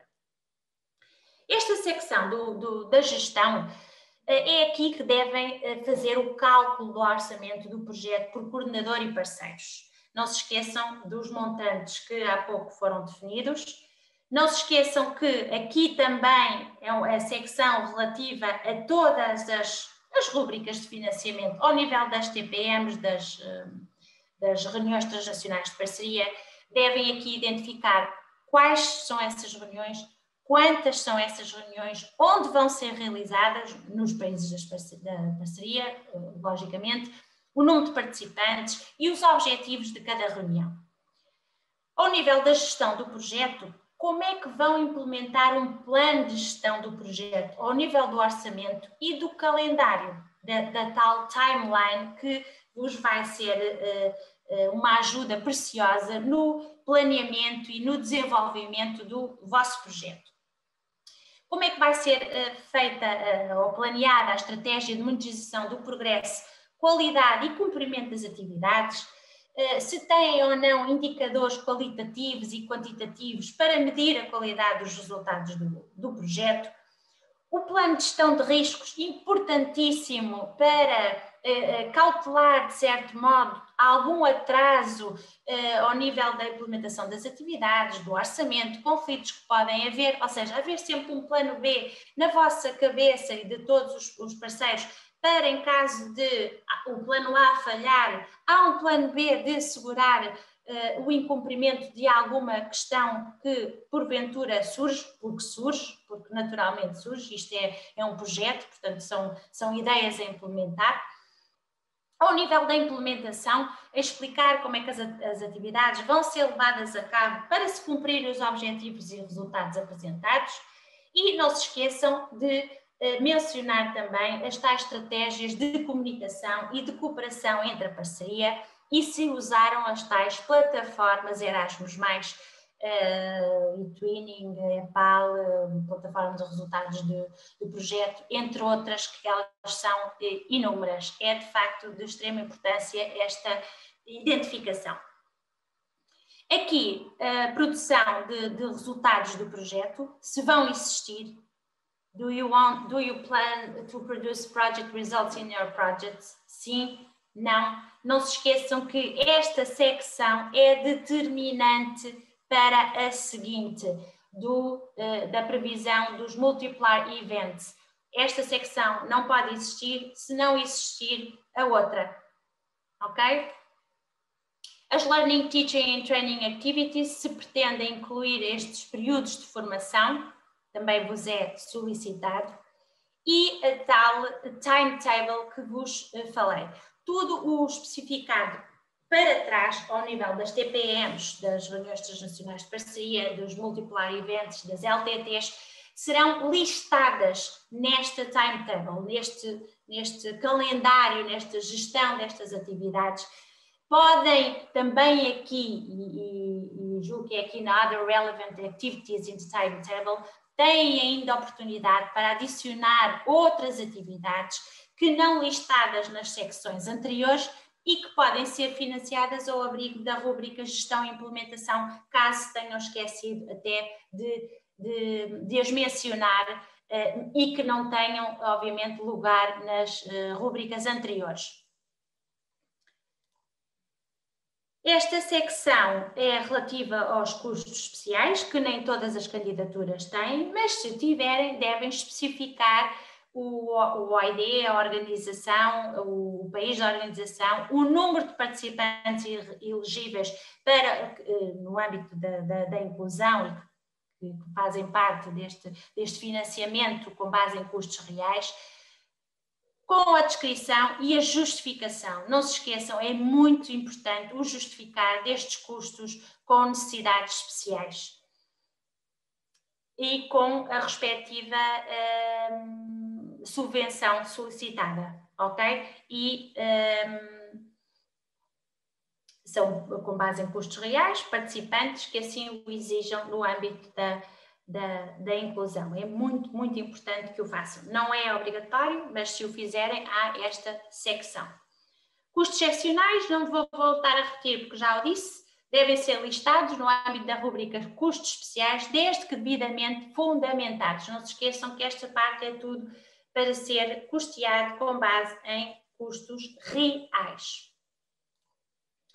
E ao nível do follow-up, qual o impacto esperado do projeto nos participantes, públicos-alvo, parceiros e decisores políticos relevantes?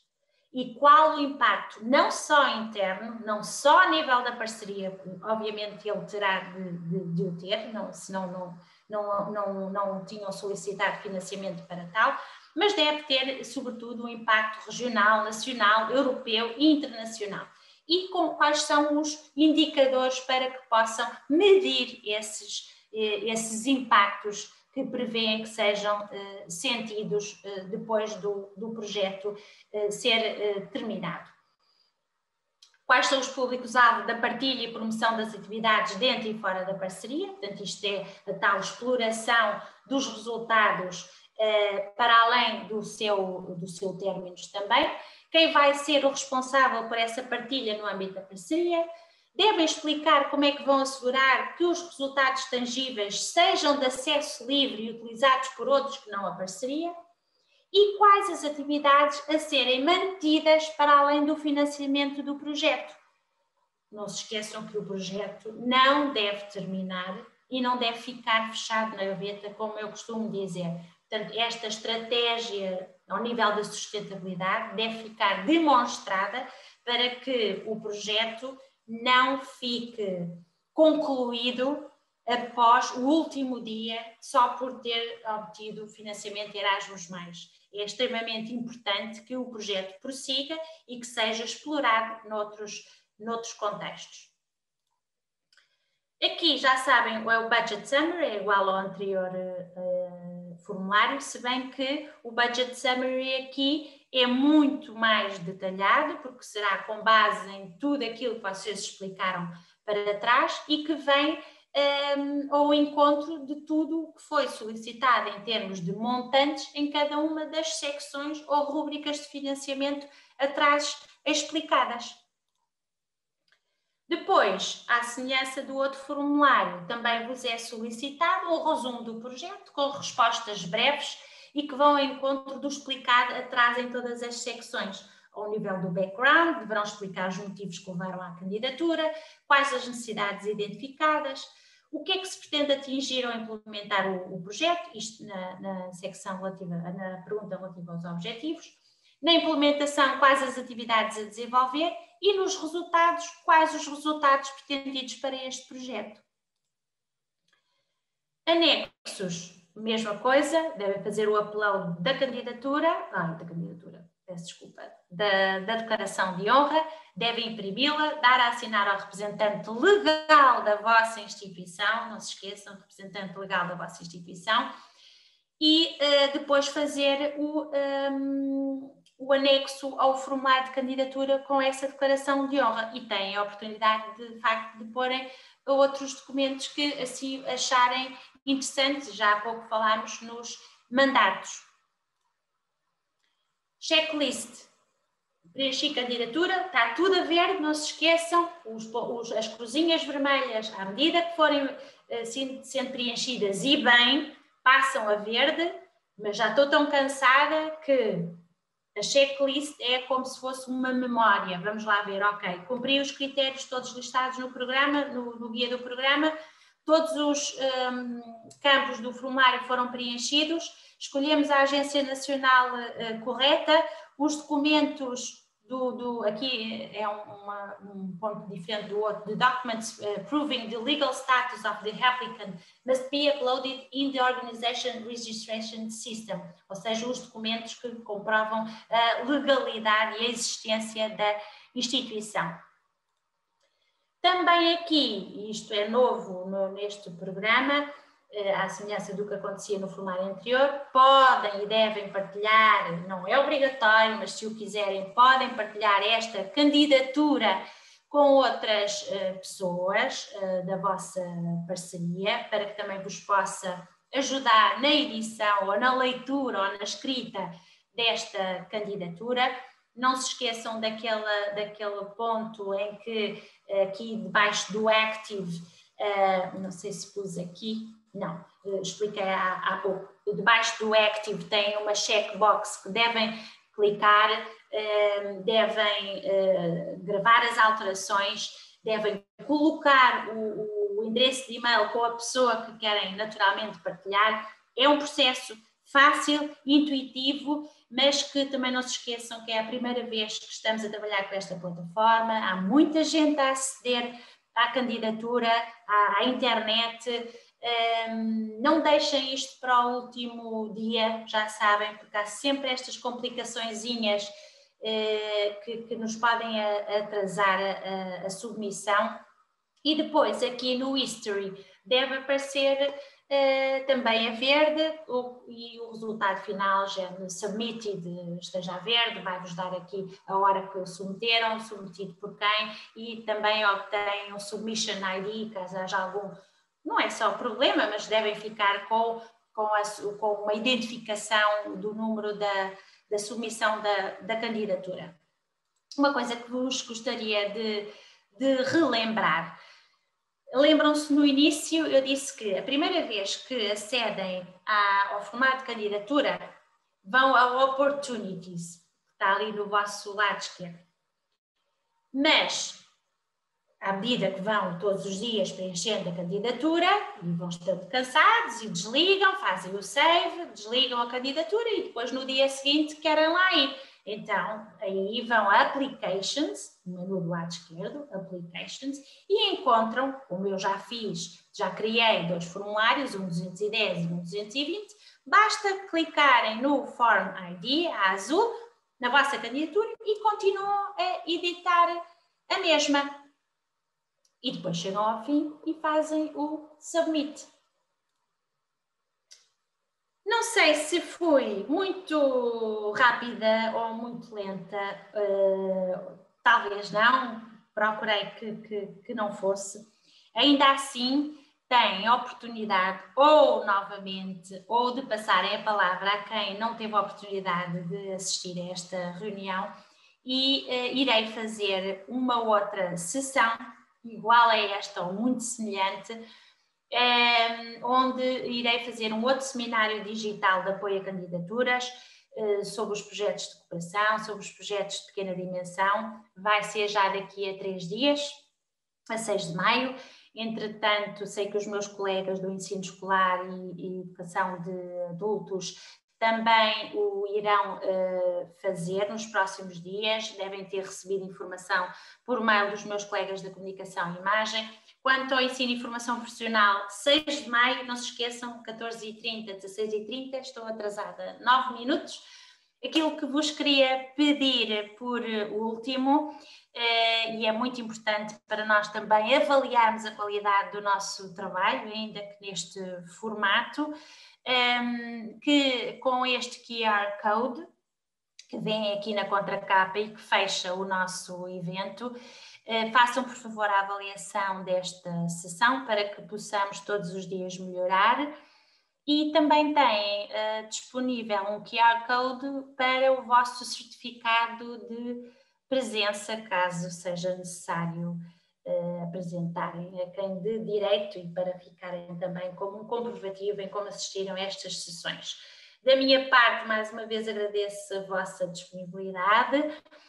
Estou também disponível para quaisquer que sejam as vossas questões, dúvidas, ansiedades, através de telefone, através de e-mail. Quero acreditar que esta parte teórica e semi-prática de preenchimento do formulário de candidatura foi uma boa ajuda para que vocês possam agora preencher os vossos modelos, mas nada como costumo dizer, quando pomos as mãos na massa é que as dúvidas surgem. E, portanto, tenho aqui os meus contactos, o e-mail para o qual devem dirigir as vossas questões e só me resta desejar a todos uns bons projetos. Aos meus colegas já agradeci, agradeço mais uma vez, é um trabalho invisível, mas que sem eles nada disto era possível. Obrigada e uma boa tarde.